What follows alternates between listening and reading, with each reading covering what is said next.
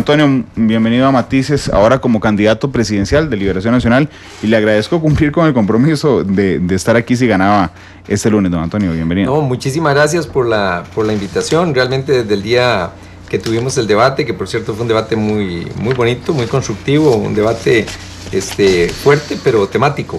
Temático, que, sí. Que tuvimos, me comprometí con usted que aquí estaría y hoy pues aquí estoy cumpliendo la palabra. Ha sido días muy duros, nos acostamos muy tarde, bueno, usted igual, todos los de prensa y nosotros los candidatos y los equipos, pero muchísimas gracias. Para mí es un honor estar aquí, es una oportunidad para poder hablar mis ideas, presentar mi posición, dar mi mensaje de lo que debe ser mi posición abierta, sencilla, humilde, pidiéndole a los compañeros y compañeras y a los dirigentes que no estuvieron conmigo de que me apoyen y nos unamos para poder seguir trabajando juntos con Liberación Nacional. Así es que es una linda oportunidad para hablar. Gracias, don Antonio. De hecho, le hablaré un ratito de lo que pasó ayer, claro, y de ahí en adelante pues pasaremos al futuro. Así es, pasaremos al futuro. Anoche, particularmente cuando estábamos nosotros en transmisión y usted estaba esperando los resultados, yo inclusive bromeé al aire de que estaban contando con Abaco los resultados de las mesas de votación. Realmente a esta altura, por más explicaciones que hemos recibido técnicas, yo no logro entender la lentitud con la que el Tribunal Electoral Interno de Liberación Nacional está contando los votos de estas mesas. Usted hoy dio una explicación, usted hoy en la mañana en su casa, cuando dio la conferencia de prensa, pero tampoco le encuentro justificación, don Antonio. No, justificación no tiene, ¿verdad? Sinceramente, y lo digo en ánimo constructivo para que no volvamos a cometer un error de esta naturaleza. Imagínese una campaña electoral donde usted tiene a un expresidente, además apellido Figueres, y tiene usted a un candidato que es presidente de la Asamblea Legislativa, ¿verdad? En una disputa que ha tomado calor en los últimos meses y que el Tribunal de Elecciones a la hora de contar las mesas dure 5 horas sin poder dar resultados más allá del 17% de las mesas. Eso para nosotros fue un motivo de preocupación, y que el tribunal dijera que ya no iba a trabajar más a partir de las 10:50 nos generó una grandísima preocupación. En realidad creo que eso habrá que verlo en positivo hacia el futuro, qué cosas debemos de cambiar de estos procesos electorales, qué errores se cometieron para que la información no llegara a tiempo, porque en las elecciones nacionales los resultados están a las 8 de la noche, ya sabemos quién es presidente. Cuando don Luis Antonio Sobrado y sus compañeros magistrada y magistrados leen el primer corte, cada uno lee un telegrama. Me quedé yo con la época de los telegramas.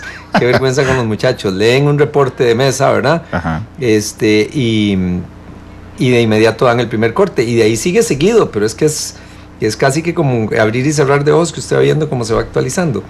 Pero bueno, yo creo que ya debemos de pasar la hoja, debemos de aprender de esa lección. El partido tendrá que revisar y reformular cómo se está trabajando a nivel del tribunal, si habrá que tener delegados del tribunal en todas las mesas electorales y no únicamente los de las tendencias. En fin, será un proceso que hay que revisar hacia adelante. No hubo convención en 2014, pero yo recuerdo cubrir desde el Balcón Verde la convención de 2010, y en ese momento creo que no había WhatsApp todavía. Las conexiones a internet eran mucho más lerdas, don Antonio, pero no pasó esto. El Tribunal Electoral Interno estaba en ese momento, por supuesto, integrado por otras personas, y yo no quiero personalizar esto, o sea, pensar que son las personas, pero siento, y quería preguntarle su opinión, que desde la logística, no desde el fondo, desde la logística, el proceso le ha quedado un poco grande al Tribunal Interno.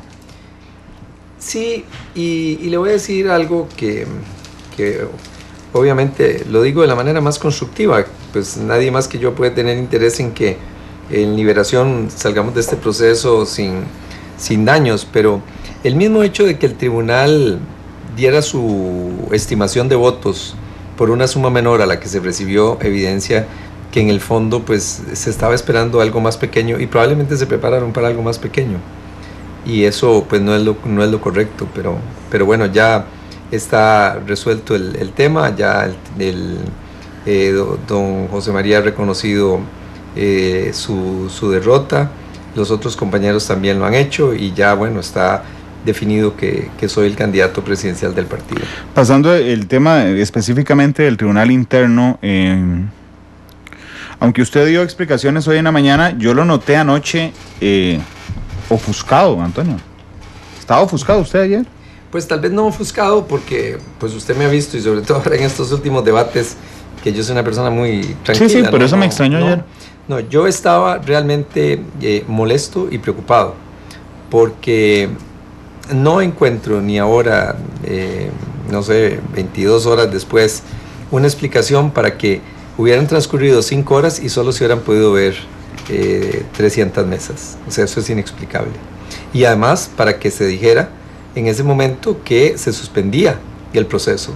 O sea, como que si estuviéramos teniendo el 90% de las mesas tabuladas y faltaran las mesas que uno siempre dice, bueno, es que venir de los chiles, la mesa de Guatuso, que no funcionó la transmisión de los datos desde Paso Canoas, pues uno entiende que esas mesas se quedan, pero no, aquí estábamos hablando del 90% más del 90% de las mesas que no llegaban. Y además me preocupó que en ese momento nos enteramos que los fiscales no estaban dentro de la sala y el recinto donde se contaban los votos. Sí. Tal vez no se contaban los votos, esa es la palabra equivocada. Donde se registra el acta. Se registraban las actas. Y ahí sí me preocupó porque se estaban abriendo las bolsas sin ninguna persona ahí. Y por más decente que es la gente del tribunal que ahí trabaja, que son funcionarios del partido de toda una vida, nos han ayudado en todas las campañas a nosotros, la verdad es que un proceso de esta naturaleza tiene que pasar de manera tal que no vaya a generar después ninguna duda. Y creo que era necesaria una posición fuerte. De lo contrario, el tribunal no hubiera seguido con el conteo de los votos esta misma mañana o madrugada. Y bueno, y también hay que saber que cuando uno tiene que defender un derecho, y sobre todo el derecho de haberse ganado una convención con un proceso tan difícil, era necesario también poner una posición fuerte y firme, y no que sintieran que nosotros estábamos faltos de autoridad para defender lo que consideramos que es nuestro. El gana en esta elección. A mí me sorprendió anoche cuando se comunicó y cuando usted explicó esta mañana, y también lo hizo don José María Figueres, de que no había fiscales en el primer registro de las actas de votación. De alguna manera las tendencias se descuidaron.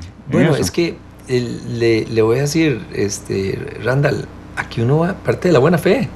Sí, estoy seguro. Yo partí de la buena fe de que todo era muy transparente, que todo estaba listo ahí, y además le voy a decir, y también una tranquilidad, porque nosotros a las 8:15 teníamos tal vez el 70% de los resultados,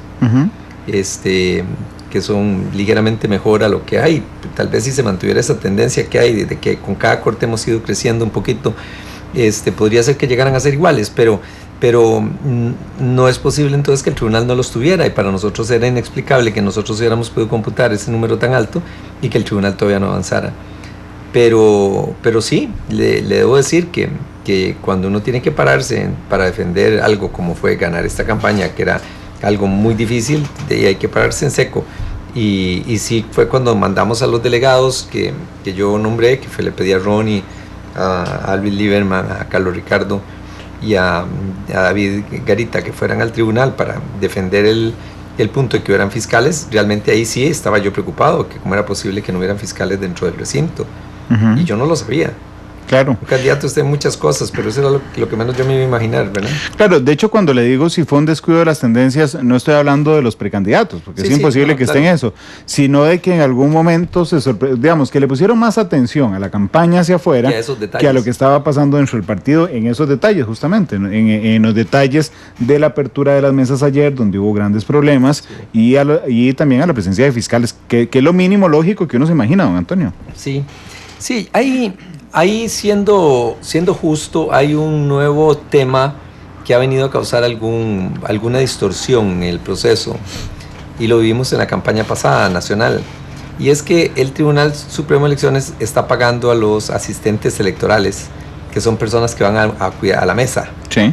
El tribunal alega que ellos lo hacen porque en el pasado hubo momentos en que los partidos no ponían los delegados, y entonces se quedaban en algunas mesas que no podían abrir, o que no tenían más que una persona, y entonces ellos se vieron obligados a poner delegados.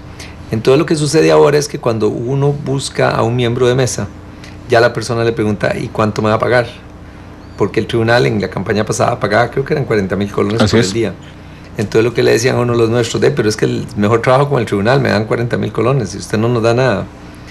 Eso me motivó que yo en una oportunidad le planteara a don Antonio Sobrado la posibilidad de que buscáramos uniformar el tema de que el tribunal pague todos entonces, porque si usted quiere ser miembro de mesa, si va con el tribunal le pagan, si va con Liberación Nacional o va con la Unidad o con Acción Ciudadana, usted tiene que ir de gratis.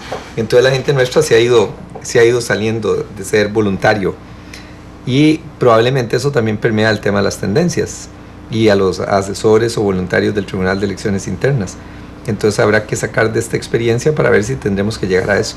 Claro, le faltó gente, sin duda alguna, en general, al partido para vigilar las mesas. Yo, además de lo que usted está mencionando, que lo había pensado, que es el tema del pago que da el Tribunal Supremo de Elecciones en las elecciones nacionales, también creo que separar la elección municipal de las elecciones presidenciales, que me ha parecido una buena decisión, de alguna manera impide que la maquinaria partidaria trabaje desde las bases, porque entonces usted antes necesitaba que los candidatos a alcaldes trabajaran para ganar el espacio. Ahora no, entonces tal vez, digamos, ese movimiento que hacen los alcaldes en general en todas las comunidades del país se pudo haber perdido en esta convención. Así es, sí, coincido plenamente con usted.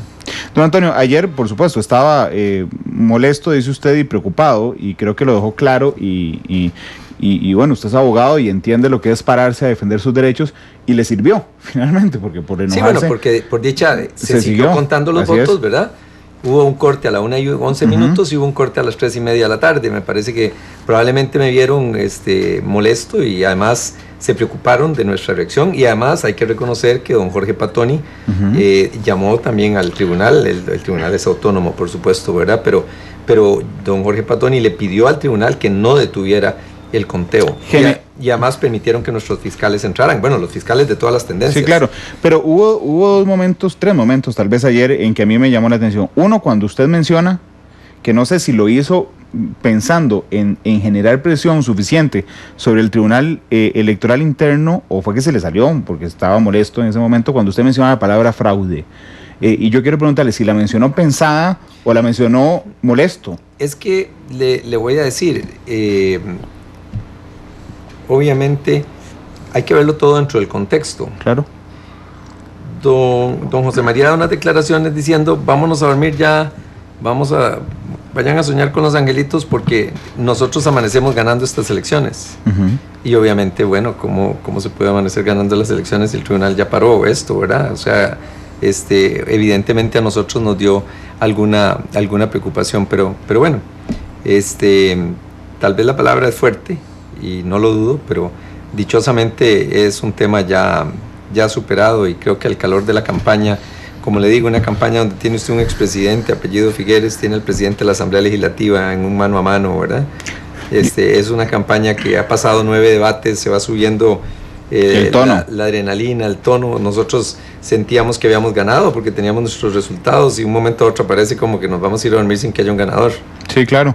Y la palabra es fuerte, yo no tengo duda, pero de hecho sus declaraciones a la prensa, porque la estábamos transmitiendo en vivo, duraron unos 14 minutos más o menos, desde cuando usted empezó a elaborar que iba a mandar a esa comisión formada por Carlos Ricardo Benavides, por Luis Lieberman, por Ronnie Monge y por David Garita, hasta que usted menciona, no dice que hay un fraude, dice, porque aquí hay que ser justos, sí. Usted lo que dice es, no vamos a dejar que ocurra un fraude, es la palabra que usa. Ya viéndolo en retrospectiva, ¿le parece que se pasó de fuerte en esas manifestaciones o está bien? No.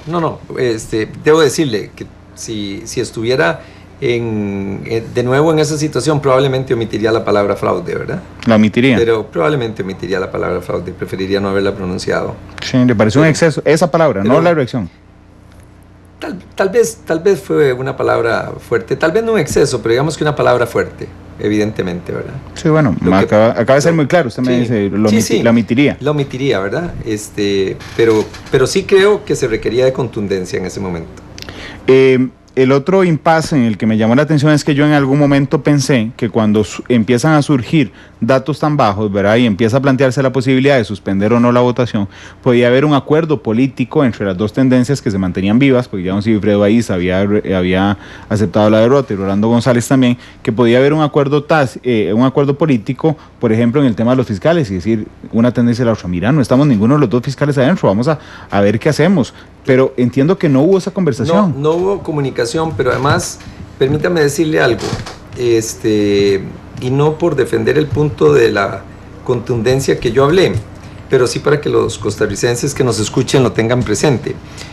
Cuando nosotros nos molestamos y levantamos la voz, en ese momento nosotros no sabemos que es que el tribunal no ha recibido las hojas con los resultados, porque el tribunal nunca nos lo dijo. Que hubiera sido lo deseable que el tribunal nos llamara y nos dijeran, vean, estamos muy despacio porque resulta que solo recibimos 140, me parece, actas de cierre de mesas. Si el tribunal nos hubiera explicado eso, nosotros habríamos entendido que el problema no era del tribunal, sino que el problema era de que no se le habían remitido, siempre es del tribunal, pero digamos que no era de la actuación del tribunal en ese momento, sino que no se le habían remitido los datos. Entonces, ubicándonos en nuestra realidad, ¿verdad? Y no hay ninguna otra realidad que la que uno percibe. Ubicándonos en nuestra realidad, la realidad nuestra es la siguiente. Son las 11 de la noche, van a ser las 11 de la noche.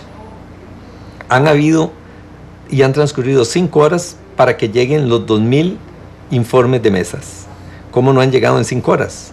Si ahora ven, por favor, si nosotros lo recibimos, le sacan una foto al acta y le ponen a usted un WhatsApp y usted tiene el acta. Así es. ¿Sí? Que dura eso, 30 segundos. Desde que se firma el acta y todos los que comparecen la firman, saca usted una foto y lo manda por WhatsApp. Y eso, no. Entonces, ahí es donde nosotros decimos, pero ¿cómo es posible que el tribunal se vaya y vayan a quedar ahí los datos de 1,600, no, todavía más, será de 1,700 mesas, sin que se lean? Pero lo que nosotros no sabíamos es que esos 1,700 datos no estaban ahí. Si el tribunal nos hubiera llamado a nosotros y nos dice, vean, no tengo los datos, no llegaron los informes, entonces nosotros hubiéramos dicho, bueno, hay que ir a abrir las bolsas, pero entonces sí, mandemos fiscales para abrir las bolsas. Y podríamos haberlo hecho muy fácil, cada tendencia mandaba 5 fiscales para tener 5 grupos abriendo bolsas. Así es. Y las bolsas se abren, se saca el acta, se fotocopia y se vuelve a guardar y se cierra. Si usted tiene 5 grupos, usted genera todos los documentos de las actas en minutos y ya lo otro es empezar a digitarlas. Aún así hubiera sido más lento que un procedimiento normal, pero para nosotros lo que era inaceptable era, bueno, ¿y por qué el tribunal se va a dejar encima del escritorio 1,700 informes, reportes de mesa que no los ha metido al sistema de cómputo? Claro, porque era lo que pensaban en ese momento. Por supuesto. Entonces, tal vez sí me extralimité, pero si lo ven en la parte de lo que fue la realidad que nosotros vivíamos, era inexplicable por qué eso nos iba a hacer, por qué se iban a dejar esos datos en el escritorio sin incluirlos en la computadora. Ya cuando los fiscales nuestros llegan o los delegados nuestros llegan y les explican que no están las actas, obviamente nosotros entendemos por qué el tribunal iba tan despacio y no tenía material, no tenía que incluir. Claro. Pero qué costaba habernoslo dicho. Pero bueno, ya es un tema pasado, es una lección para todos y hay que seguir adelante. Cuando yo salí de aquí a la radio me faltaban como 10 minutos para la 1 de la mañana, pasé cerca del Balcón Verde, hice un par de llamadas a ver cómo estaba la situación ahí porque habíamos cerrado transmisión y pregunté y quería que me lo confirmara. Me dijeron, no, aquí está don Carlos Ricardo, aquí está don Luis Lieberman, aquí está don David y está don Ronnie, pero el presidente del tribunal no los quiere recibir. ¿Eso fue cierto? Bueno, yo no sé exactamente cómo fue en ese momento, pero a mí no me recibió llamadas en el transcurso de la noche. ¿Usted lo llamó de su teléfono? Claro, le puse muchas llamadas porque yo estaba preocupado porque el procedimiento caminaba tan lento. Y entonces, bueno, tal vez la campaña había sido una campaña que no fue durante los 3 meses, pero sí fue subiendo el tono durante el periodo y también va uno reaccionando ya también más a la defensiva, ¿verdad? Ya empieza uno a ponerse más inquieto y hasta mal pensado. A eso puede obedecer el hecho de que mis declaraciones fueran fuertes. Yo le digo, si yo no hubiera intervenido como lo hice, hoy hubiéramos empezado a contar mesas otra vez a las 8 de la mañana y probablemente estaríamos teniendo un corte hoy al final de la tarde o mañana en la mañana, ¿verdad? Y seguramente hubiera tenido que buscar otro invitado para matices porque no iba a venir nadie. Además, esta tarde, don Antonio. Sí. Y una pregunta, ¿había comunicación entre las tendencias? Porque es que a mí realmente me pareció que no. Pero se perdió. Ok, y me pareció todavía más hace un rato que en Canal 7 intentaron, en Telenoticias, los colegas intentaron que usted recibiera la llamada don José María al mismo tiempo y que don José María lo llamara y no pasó. Bueno, ya hablamos. Seguramente. Ahorita le voy a preguntar de la llamada, pero digamos, en cualquier equipo de campaña que tenga comunicación entre ellos, entonces dos personas hubieran hablado, le hubieran llevado el teléfono y dicen, don Antonio, aquí está don José María. Pero pareciera que no se hablan las tendencias. El calor de la campaña fue subiendo y en algún momento fue ya más difícil hablar. Antes de eso, Francisco Chacón y Mario Quiroz se hablaban mucho, pero me parece que ya en la recta final empezó a haber pues un mayor recelo probablemente de ambos, no estoy diciendo que fuera de uno en particular, ¿verdad? En los ataques personales, etcétera, pues facilitaron que se diera un enfriamiento. ¿Qué hablaron ahora sí? Bueno, yo escuché las declaraciones de José María, donde él aceptó la derrota, habló de la importancia de que ya bajáramos las aguas de esta discusión para que el partido no se viera afectado, de pensar en que el partido saliera fortalecido de aquí en adelante, y eso, pues, y bueno, y de que él iba a defender que su gente siguiera participando en los procesos y tuviera representación en el próximo gobierno. Y entonces recibí su llamada, de manera gentil me felicitó por el resultado y yo le agradecí, le repetí eso, que había escuchado sus declaraciones sobre la unidad del partido y sobre que había que fortalecer a Liberación y que él siempre pues iba a ser liberacionista, y le dije que pues le agradecía ese mensaje, que era un mensaje constructivo, y le dije además que en mi corazón no estoy albergando ningún sentimiento de rencor, ni de enojo, ni de furia contra nadie. Yo entiendo lo que son estos procesos y que le podía asegurar que los cuadros de su partido que habían tenido participación con él, pues podrían tener todo el derecho de tener aspiraciones dentro de nuestro movimiento, y que en buena hora que así fuera, y que me interesaría hablar del tema futuro. Y entonces él me dijo, bueno, cuando lo tengas a bien, hablamos, y nos despedimos cordialmente. Me quedan dos preguntas sobre el pasado, nada más. Sí. Una es, don Antonio, que el jueves, cuando ustedes vinieron al debate, yo recibí un montón de tweets desde la noche anterior que me decían: prepare chalecos antibalas en la cabina, los guantes, mejor vaya seguro de manejar bien el tiempo porque se van a agarrar. Y además en el sorteo a ustedes les tocó sentarse a la par, don José María aquí, donde está usted en ese momento, y usted del otro lado.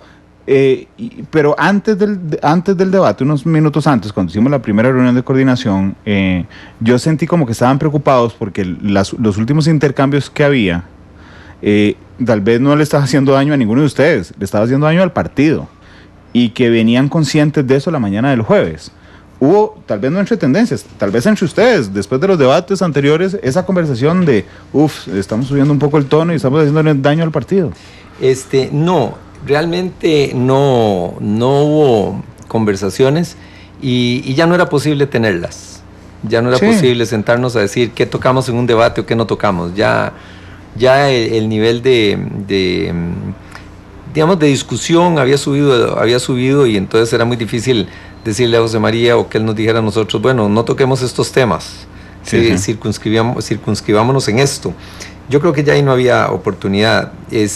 Nosotros llevamos a cada debate una estrategia, y a cada debate también llevamos una temática en la que queríamos centrarnos. Después analizamos los resultados de los debates para ver si habíamos logrado cumplir las metas que habíamos tenido, que habíamos planteado. Cuando yo hice el análisis del último debate que tuvimos, el penúltimo debate, que empezaba con una pregunta para un candidato, para ese candidato era José María, yo dije, bueno, ok, aquí pueden pasar dos cosas. Si a José María se le preguntan cuál va a ser su política ambiental, qué piensan de la política ambiental de José María, nosotros debíamos de opinar sobre la pregunta hecha al otro candidato. Nos hubieran dicho que opina usted de la política de los 350,000 empleos que que propone José María. ¿Qué opina usted? Bueno, eso iba a tomar el debate por un lado. Ajá. Porque ahí las preguntas que le iban a tener que hacer a Rolando, a Sigifredo y a mí iban a ser parecidas. A mí me podrían preguntar, bueno, ¿y cómo va a hacer usted? ¿Qué opina de la segunda jornada que está proponiendo Antonio Álvarez? O cualquier otro punto de nuestro programa. Y a Rolando se le hubiera hecho uno igual. En el momento que estuvimos en la primera reunión, yo dije, ok, ese es un escenario y ese es un debate que tendríamos. Pero si la pregunta que se le hace a José María sobre el tema del Alcatel, vamos a tener un debate muy distinto. Porque si a él le preguntan sobre Alcatel, a cada uno se le van a hacer preguntas digamos, con esa orientación. Yo no estoy diciendo que la pregunta tuviera o no tuviera que hacerse, en lo más mínimo. Lo que estoy diciendo es que a partir de ahí se marcaba la línea del debate. Uh-huh. Y esos hubieran sido dos debates muy distintos. Sin duda, si usted en su primera pregunta también, sobre el tema que fuera, nos hace una pregunta que implique alguno de los temas sobre los que se había estado insistiendo sobre uno de los candidatos, pues usted tendría que hacer la misma pregunta a los tres, no la misma, pero en el mismo tono, en el mismo nivel. Claro, de temas tal vez pasados. Sí, por ejemplo, ¿verdad? Que no eran propuestas necesariamente de esta campaña. Y entonces yo iba preparado para los dos debates. Y repito, yo no estoy cuestionando si había que preguntar eso o no, yo jamás, porque un debate usted tiene que ir abierto a todo. Yo lo que estoy diciendo es que ahí habían dos estilos de arranque. Cuando esa es la pregunta para José María, yo definitivamente dije, no, aquí hay que ir al plan B porque esto va a ser choque. Va a ser de choque. Y bueno, si a nosotros nos preguntaban qué opinábamos del tema, y nuestras respuestas no iban a ser respuestas conciliadoras, iban a ser respuestas por supuesto de choque. Y si en la pregunta número 1 entrábamos al choque, era evidente que en las siguientes íbamos a seguir en lo mismo. Y bueno, y ahí se da una línea que asumimos en ese debate, que fue uno de los debates más fuertes en intercambio entre nosotros, y que bueno, obviamente hizo que subiera la temperatura. ¿Qué pasó cuando llegamos aquí? Me parece que los dos, bueno, obviamente los otros compañeros, bueno, Sigifredo no vino por una razón muy, muy razonable, pues su padre falleció, pero me parece que de alguna manera los debates son como subir a un ring, ¿verdad? Eso es poco, cómo se va a portar el oponente, el peleador suyo, y cómo se va a comportar el oponente. Me parece que habíamos terminado un round en el que tal vez nos habíamos golpeado mucho.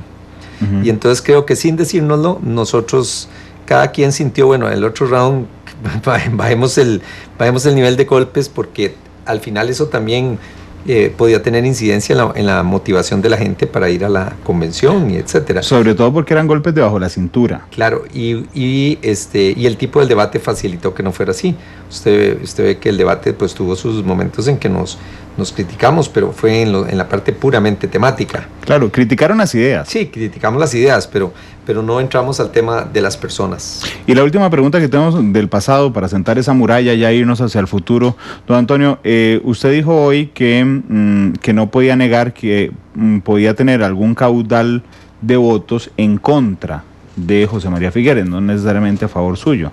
¿Cuánto podría ser ese caudal? ¿Usted cree que es muy, digamos, es una pregunta que es casi adivinar, pero digamos, sí, es muy difícil de lo que ustedes ven? Poder decirlo. No le podría decir, porque no sé qué tanto hubiera sido esa una motivación para votar, pero la gente pues siempre tiene preferencias. Igual gente que votó por José María, alguna era porque decía, no puede ser que vaya a llegar Álvarez de Santi, porque o no me gustó esta ley, o no me gustó esta posición de él, o no me gusta este criterio, ¿verdad? Uh-huh. Y creo que eso pues también pasa en todos los casos, pero no creo que sea algo que uno pueda cuantificar. Y me parece que ya son elementos donde entran en la subjetividad del votante, y entonces es muy difícil poder hacer una valoración. Son las 2:44, vamos a hacer una pausa para que sea esa la muralla entre el pasado y el futuro, para empezar a hablar del futuro, que empezará hoy en la tarde.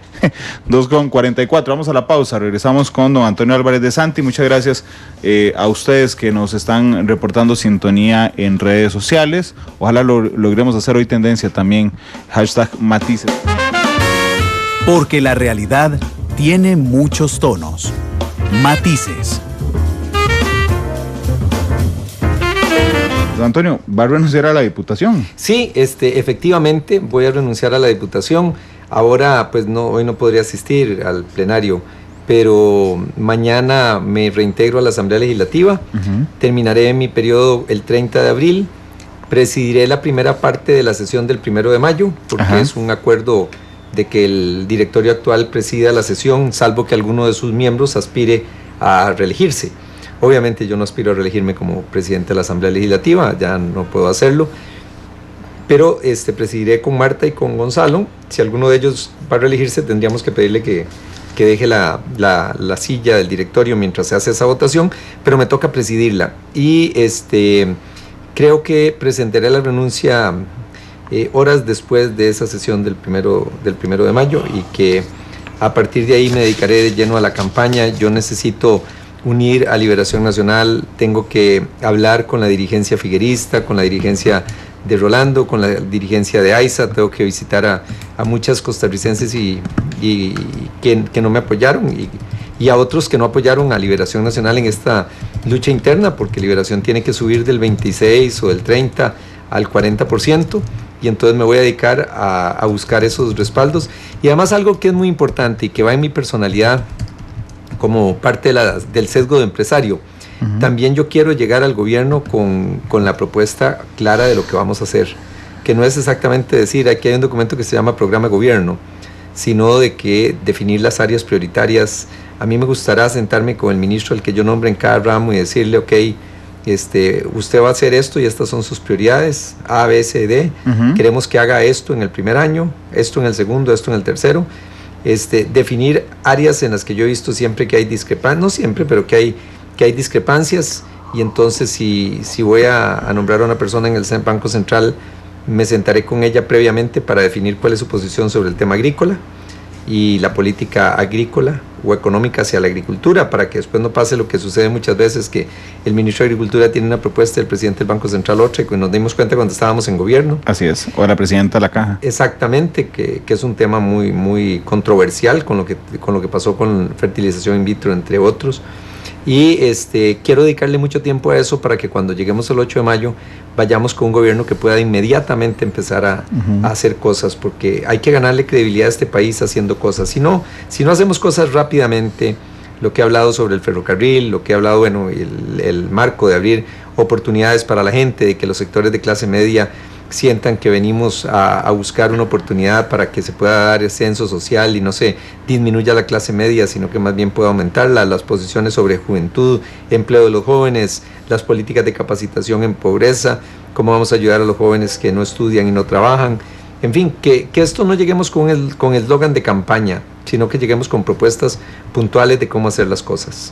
Don Antonio, hay dos estilos conocidos, digamos, de ir generando equipos de trabajo. Uno es que un candidato simplemente vaya a las elecciones nacionales, sus candidatos a vicepresidentes y los candidatos a diputados, digamos, pero no su equipo de trabajo. Y hay otro que intentó usar el presidente Solís, pero que no le salió tan bien, pero digamos, lo intentó por lo menos al inicio, que era decir, este es mi equipo completo de campaña, y mi equipo completo de campaña es, yo me postulo para presidente de la República, estos son mis vicepresidentes, y este es el experto en obra pública, el experto en salud, ¿verdad? Donde uno puede ir dibujando, digamos, los miembros de gabinete. ¿Por cuál estilo se va más? Yo prefiero ese segundo estilo, nada más que no necesariamente haciéndolo público, porque el hacerlo público en una campaña electoral genera también muchas distorsiones, ¿verdad? Porque también empieza usted a sesgar opinión de las personas, de los votantes. Claro. Y entonces ya no lo van a juzgar a usted solo, sino que van a juzgar también a su equipo. Entonces, gente que es... Si yo voy de ministro de X candidato y yo le caigo mal a fulanito, ya no va a votar por el candidato porque estoy yo en medio, ¿verdad? Entonces, claro, tampoco es conveniente. Pero sí, a lo interno, sí para mí es muy importante ir delimitando quiénes son las personas que van a ir a cada área y que cada quien pues sienta que está. Puede ser que tengamos 2 o 3, como los tiene un entrenador de fútbol, no sé si voy a poner de centro delantero a A o a B, ¿verdad? En este partido, pero que tenga usted el equipo ahí, para que podamos irnos armando. Y además nosotros venimos con el compromiso de que el gabinete vaya a ser el primer gabinete paritario en la historia de Costa Rica. Entonces también necesitamos ir armando los cargos en función de mujeres y hombres para poder tener ese gabinete paritario como es nuestra aspiración. Sí, donde sí tendrá que definir los nombres de entrada, pero que en este país, por la modalidad de elección, tal vez la gente no vincula al candidato presidencial con los candidatos a diputados, son justamente los diputados. Claro, los diputados y los vicepresidentes. Claro.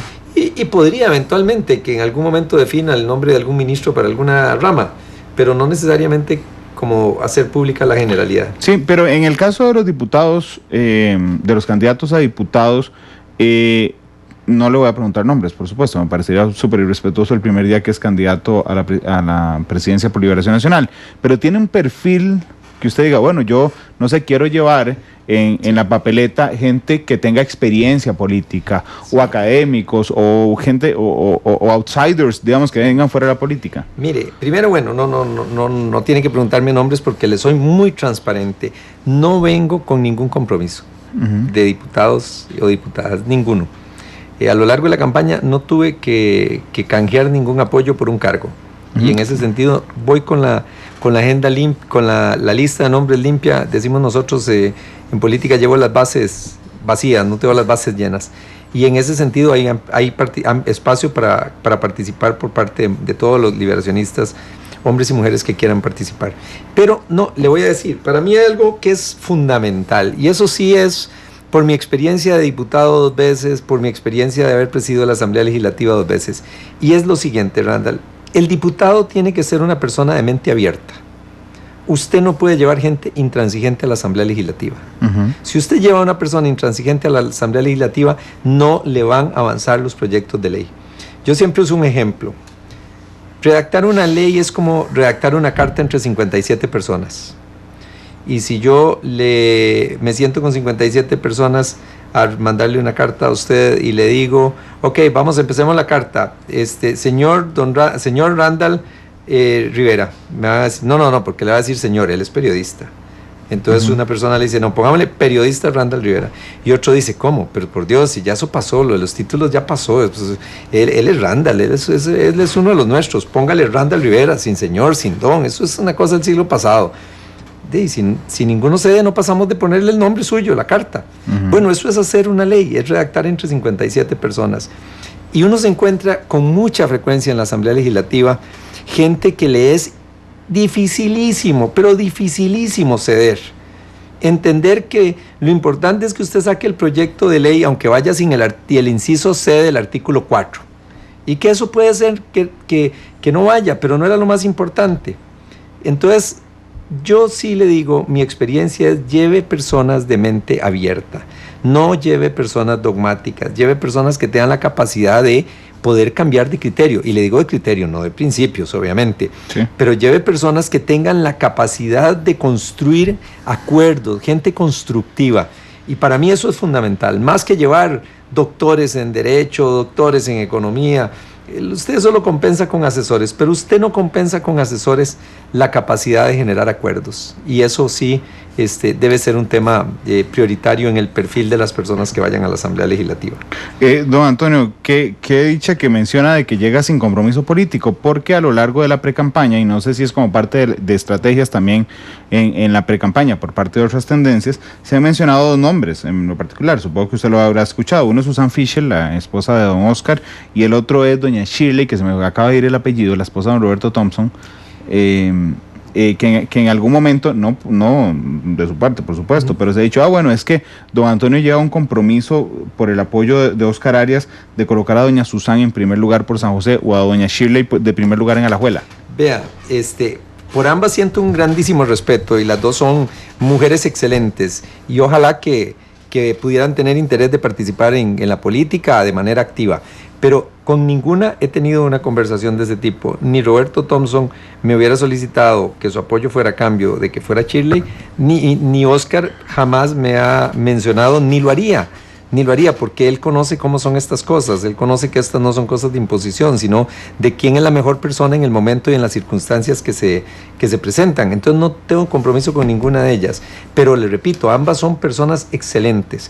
Shirley manejó el día E hizo un gran papel. Susan ha sido una persona cercana con Nuria de muchísimos años, como abogada, como mujer, en luchas de de derechos humanos, en luchas de género, y es una persona que tiene todas las cualidades para estar en la primera línea de un gobierno, pero jamás hemos hablado de ese tema, ni jamás me lo tocarían, ni tengo ninguna noción o idea si pudieran tener o no interés, pero ese tema jamás se ha conversado. Doña Shirley Calvo, con quien me disculpo porque se me fue el apellido, es el apellido de doña... Sí, la esposa de don Roberto. Sí, Thompson, sí, es que dije doña Shirley, pero se me había ido el apellido. Perdón. Porque no me gusta presentar a la gente como la esposa de... Sí, claro, doña Shirley Lo Calvo. que pasa es que tal vez como ella ha estado en un papel protagónico todos estos días, porque fue la directora del día E, estuvo a cargo de todo lo que hicimos el día de ayer. Entonces, como me hablan tanto de Shirley, cuando me la mencionan, y obviamente ya sé quién es, ¿verdad? Usted se la imagina, usted dice, Shirley es Shirley. Claro. Normalmente los candidatos a la presidencia buscan vicepresidentes que de alguna forma le compensen, digamos, no necesariamente alguna falencia, don Antonio, sino algún lado donde uno ande. Bueno, vean, en los Estados Unidos, Trump buscó a Mike Pence, que de alguna forma le compensa.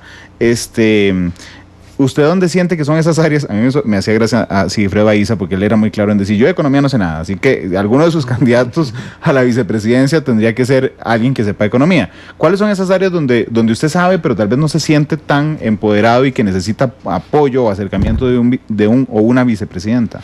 Bueno, el compromiso que sí tengo es que la plaza para el primer lugar por vicepresidente sea para una mujer. Ajá. Eso sí me parece que es importante. En la campaña pasada, si la memoria no me falla, todos eran los primeros vicepresidentes, todos eran hombres. Y bueno, queremos romper esos estereotipos. Aunque es una cuestión más formal que otra cosa, porque el presidente llama a ejercer la presidencia a cualquiera de los dos, indistintamente. Los dos tienen el mismo rango. Pero eso sí sería. En realidad, no, lo que no voy a hacer sí se lo puedo decir, es que no voy a poner vicepresidenta y vicepresidente en función de temas electorales, ¿verdad? No voy a hacer eso, sino que será más bien en lo que yo vea que debería ser la coordinación del equipo. Si ubicáramos dos grandes áreas de gobierno, o digamos tres grandes áreas, en las que yo como presidente pues tendré más presencia, más participación, y otras dos grandes áreas buscaría a las personas, una para cada una de esas áreas.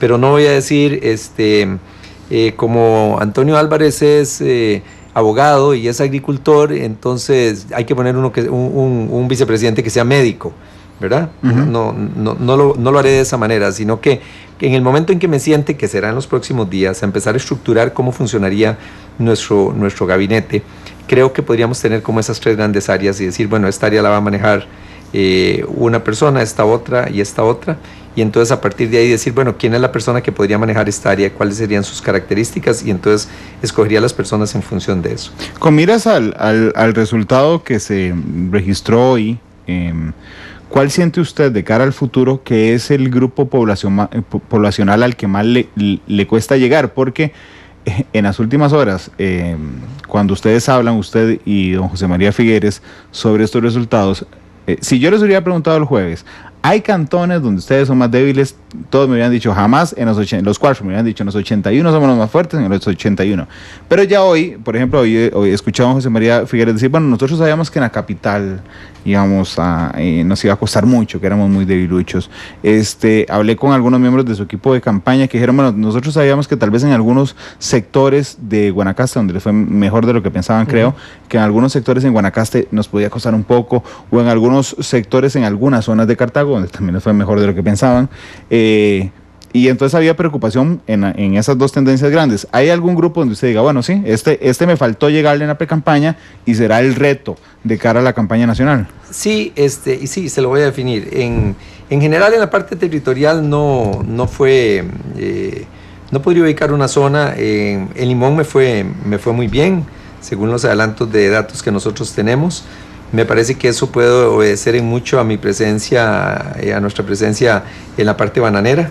Pues nos conocemos, conocen a la gente, pues nos han visto cómo somos como empresarios, cómo somos como patronos, cómo somos con las comunidades. No veo un tema así como regional en el que yo me hubiera podido quedar corto, ¿verdad?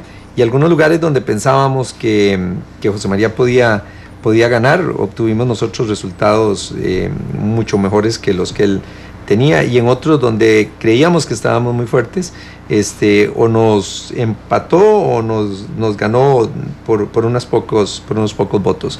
Pero sí hay un sector al que nos cuesta llegarle, y no sé, no creo que sea solo yo, ¿verdad? Pero es el tema con los millennials. Sí. Los millennials, ¿cómo los motivamos para que vean la política con interés? ¿Cómo los motivamos para que vean que la política es un instrumento para lograr cambios y que no nos vean con el desinterés y la apatía y la indiferencia con que nos ven? Y a propósito, no creo que ahí pueda llevarse un vicepresidente, porque tiene que tener una edad determinada para ser vicepresidente de la República. Pero sí siento que hay una población de millennials que está viendo la política con un gran desinterés, como algo que no tiene que ver con ellos. Y es triste, porque yo que empecé en la política universitaria, casi empecé más bien en la política colegial y después en la universitaria, la política es un gran instrumento para lograr cambios, para lograr realizar los sueños que uno pueda tener, pero los millennials tienen una gran resistencia hacia la política, y eso no debe ser solo por esta elección que yo voy a pasar, sino por el futuro del país, porque necesitamos gente que se preocupe por el país. Ahí en ese sector me parece que a todos nos está costando de alguna manera llegarles. Don Antonio, pero es tamaño reto, porque le voy a decir, yo soy millennials por 2 años, yo nací en el 82 y más o menos se define ahí en el 80, 81 por acá. El 50% del padrón electoral que tendrá que ir a las urnas en el 4 de febrero de 2018 es menor a 40 años. Sí. Es decir, casi la mayoría es millennials, casi prácticamente el candidato que logre llegarle a los millennials va a lograr si alguno lo logra, va a lograr un caudal electoral bastante fuerte. Sí, pero si usted ve todas las encuestas, son los grupos más reacios a participar en política. Sí, sin duda. ¿Qué va a hacer ahora sí? No va a poder tener un vicepresidente millennial, pero podría encargar cierta parte de su campaña a lograr conquistar ese público. Sí. Pero usted tiene en su campaña gente que tiene muchos años en política. No sé si tiene jóvenes también, claro, que yo no conozca. Pero también jóvenes. Hay un videoclip muy lindo que sacaron los jóvenes, pero muy, muy lindo. Una de las producciones más lindas que tuvimos en la campaña, que era precisamente una llamada a que se le diera una oportunidad de tener una prueba de alguna manera, ¿verdad? Es uno muy lindo. Si recuerdo, se lo voy a hacer llegar, porque es una producción muy linda, y estuve muy cerca de los grupos de jóvenes. Fue una de las grandes, de la gran ganancia del apoyo de Roberto Thompson, fue el tener el apoyo de una parte de un grupo de jóvenes que estaban con él muy, muy, muy valiosos, y por supuesto que ahí los tenemos, pero me parece que lo de los millennials va más allá de lo electoral, ¿verdad? Que es de alguna manera los códigos de comunicación entre la política y el sistema con ellos. Ese me parece que es de alguna manera el tema, y cómo interesarlos en todos estos ajetreos del día a día de la política y de la cosa pública. Hasta la semana pasada, hasta ayer, todos le preguntábamos sobre sus contendores dentro del partido. Y a algunos entendíamos además que había que aunque no lo hicieron, pero digamos que había que guardar cierta forma, porque todos eran miembros de un partido, y usted iba a necesitar a la gente que apoyó a Figueres y que apoyó a don Sigfredo y que apoyó a don Rolando. Pero ahora es diferente, ahora tiene contendores de otras tiendas políticas, ¿verdad? ¿Cómo se imagina usted esta campaña presidencial? ¿Usted cree que será más, discúlpeme la expresión, más sangrienta que lo que fue la precampaña liberacionista?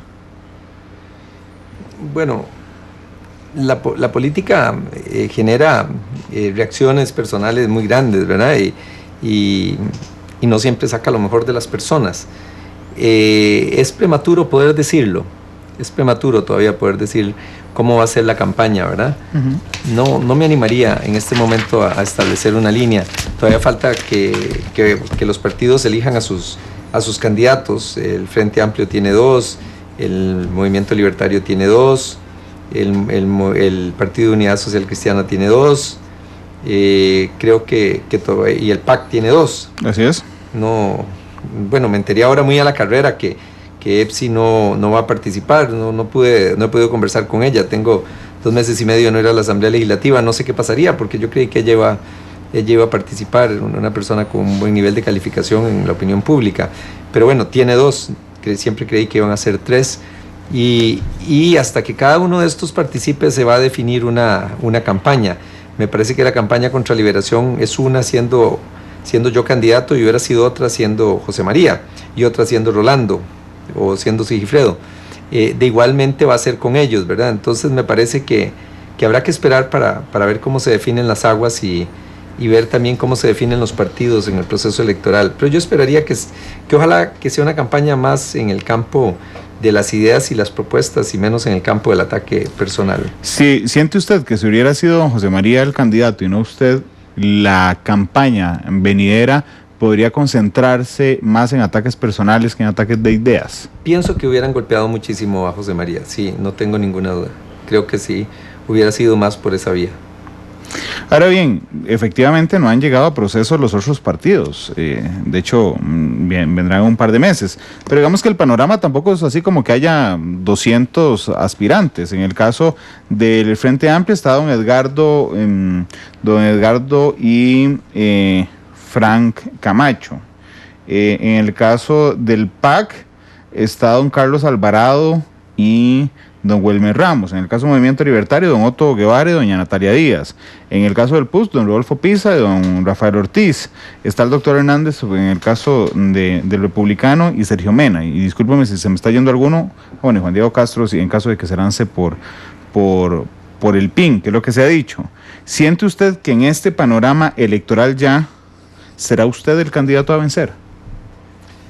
Bueno, las encuestas hoy así lo dicen, que en este momento soy el candidato que tiene más opción de ganar la presidencia. Así lo dijeron todas las encuestas antes de que se realizara el proceso electoral. Y si eso se mantiene en las próximas mediciones, pues sobre todo en las mediciones de agosto y septiembre, por supuesto que la artillería va a venir siendo en contra de Liberación Nacional y en contra mía. Porque al final de cuentas es lo que usted vio en estos debates, que al final en los debates era 3 contra 1. Obviamente nadie acepta que el otro va adelante y las encuestas se rechazaban, pero vea usted que las encuestas acertaron. No, el resultado que llevamos a hoy está ligeramente por debajo de lo que decían nuestras mediciones. Ligeramente por debajo, pero yo tengo la impresión por la revisión que hicimos hoy, y no es que quiera seguir insistiendo en el tema electoral, pero sobre la revisión que hicimos hoy me parece que esa diferencia debería de tender a aumentar, lo cual haría prácticamente que sea una fotocopia de lo que fue el resultado de las encuestas que habíamos tenido. Pero cuando eso pasa, los demás, aunque no lo reconocieran, pues sabían que nosotros íbamos adelante. Aquí nadie está chupándose el dedo, como decimos popularmente, todos conocemos la realidad. Y desde esa perspectiva, lo que nos correspondió lo que me correspondió hacer a mí fue de enfrentar a los 3. Pues cuando vayamos a la campaña nacional, si seguimos en la primera lugar de las preferencias, por supuesto que los ataques van a ir en contra nuestra. Ayer al mediodía todos iban ganando, porque los 4 pasaron por estos micrófonos y los 4 iban ganando. Es curioso porque tal vez unos 15 días conversaba con Iván Barrantes, que durante los últimos días ha participado de su campaña también. Y Iván me decía, la diferencia de don Antonio va a ser entre 8 y 10 puntos. Y ahí está hecho y me lo recordó con mucha alegría esta mañana por un mensaje de WhatsApp. Por cierto, ¿va a continuar trabajando con don Iván? Bueno, no hemos estructurado la campaña que sigue. Mi asesor, el que tuvo el lugar de asesor durante toda la campaña fue don Danilo Morales, con quien hicimos excelente trabajo, etcétera. Y Iván nos asesoró al final en algunas áreas específicas, pero tengo que reestructurar el equipo y ver cómo vamos a trabajar de aquí en adelante y también cómo quieren ellos trabajar, porque no necesariamente todos han quedado contentos o con compromisos o tendrán compromisos de otros trabajos a futuro, pero ese es un tema que tendré que abordar a partir de los próximos días. Dice Gustavo Araya, el presidente de la Cámara de Hoteles, que además de la democracia, otro ganador hoy fueron las encuestas. Sí, yo creo que es justo reconocer eso, porque lo que dijeron las encuestas realmente es lo que estamos viendo en los resultados. Devolviéndome un pasito al tema de campaña nacional, electoral. Es curioso, pero el partido de gobierno no lleva candidatos, digamos, con amplísima experiencia electoral. tal vez y política, porque Carlos Alvarado fue ministro en 2 ramas ahora, pero es un muchacho muy joven, y Welmer Ramos fue asesor en la Asamblea Legislativa y ministro de Economía. ¿Cómo pinta, cómo percibe, digamos, esa lucha electoral nacional específicamente entre usted y el que gane del partido de gobierno, del PAC? Bueno, a mí me sorprendió don Carlos Alvarado porque don Ronnie Monge le hizo algunas críticas y de su labor como ministro, y le devolvió una andanada de críticas y golpes en contra de mi persona, que yo no tenía que ver en esa vela. Era un pleito entre ellos dos, un diputado atacando a un ministro o a un exministro, y la respuesta que él dio fue que esta es la desesperación de su candidato, que va a perder las elecciones porque Figueres le va a ganar. Sí, pues me extrañó mucho. Cuando me enseñaron el post que puso en Facebook, creí que me estaban dando una broma. Cuando vi que lo había escrito él, me extrañó muchísimo. Ya era candidato, sí, ya de precandidato. Ya de precandidato, ¿verdad? No, creo que le falta un poquito más de tiempo al fuego, ¿verdad? Y lo vi aquí, lo oí una parte en la entrevista que usted le hizo, en donde también lo vi que en varios casos dijo que no tenía criterios sobre temas. Me parece que le hace falta un poquito más de años madurez. En política. De años en política, sí. Madurez política. Sí, madurez política. Al exministro de Economía, don Welmer, lo conozco muy poco, lo he tratado, me parece que es una persona muy correcta, muy decente, ¿verdad? Es muy educado, muy en su lugar, pero no sé si tiene, tal vez tiene algún nivel de timidez para la actividad política, pero es un criterio muy superficial porque lo conozco poco en realidad como para poder decirlo. A quien sí podría conocer más es a don Edgardo Araya, el hoy jefe de fracción del Frente Amplio, precandidato del Frente Amplio. No, lo conozco muy bien, igual que a Fran Camacho. Sí, por supuesto, compañeros de asamblea. Los 3 años, Edgardo ha estado conmigo como compañero como jefe de fracción en este periodo que yo me he desempeñado como presidente. Frank también, hemos coincidido en la Comisión de Narcotráfico y hemos he trabajado muy de cerca con los dos. No les conozco cuál podría ser, más allá de pertenecer al Frente Amplio, cuál podría ser su plataforma electoral.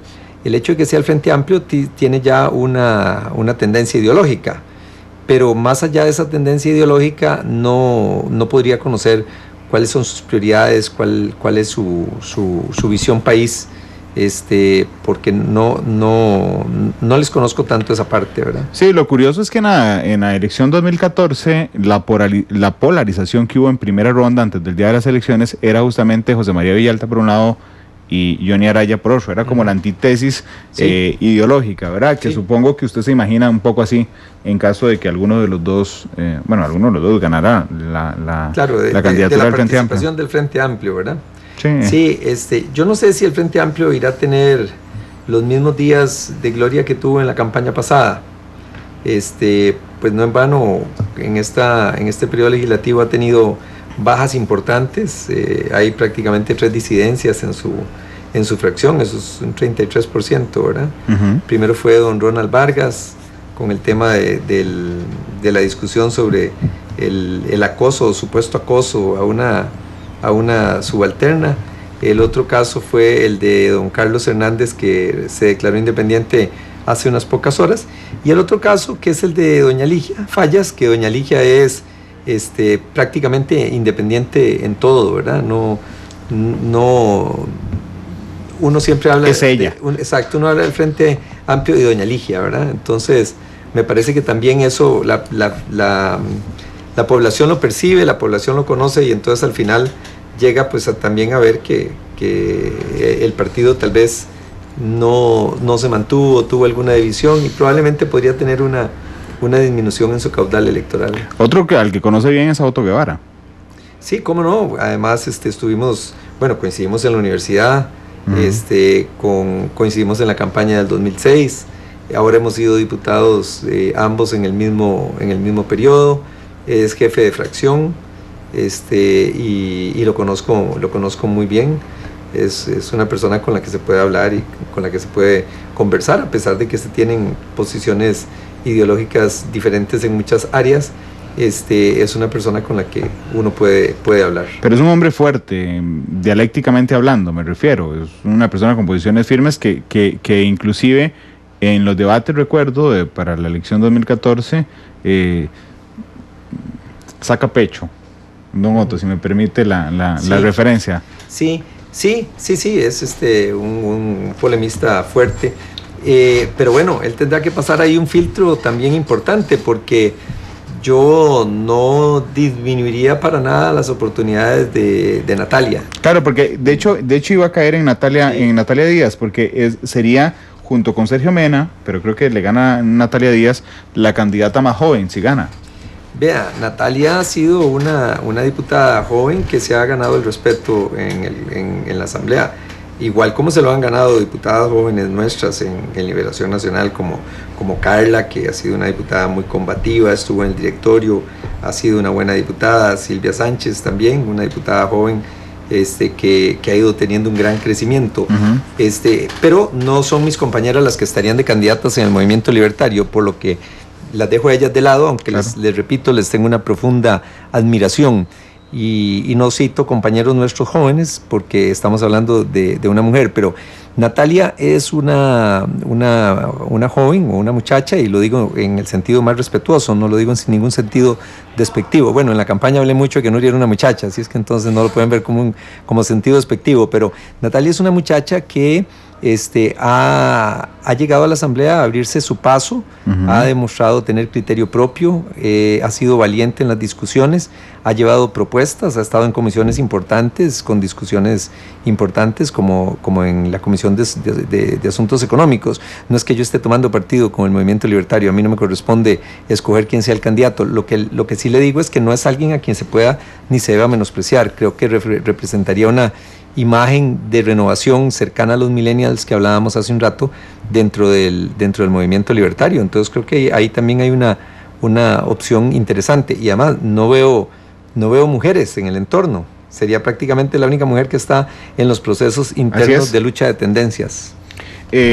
No, ignoro si ella tendrá oportunidad en lo interno o no del partido, ya yo no conozco la mecánica. No sé, pero es la única precandidata hasta ese instante. No conozco la mecánica, ¿verdad? No sé si es una elección abierta, si es cerrada, quiénes votan, pero sí le digo que a ella como persona me produce un gran respeto, y me parece que ha sido una gran diputada. ¿Le parece un prospecto que podría usted incluir en un futuro gabinete?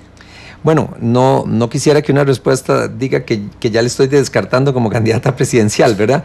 Pero y bueno, no está en mi partido, pero sí es una excelente persona. Aunque sea candidata presidencial, puede ser parte de su gabinete. Sí, no sería excluyente. Lo que pasa es que eso de que uno le ofrezca a un candidato presidencial un puesto es como decir, usted va a perder. Es como bajarle el piso. Usted va a perder, y entonces, por favor, yo le voy a ser ministro porque usted va a perder y yo voy a ser el que va a ganar, ¿verdad? No quisiera asumir ese rol.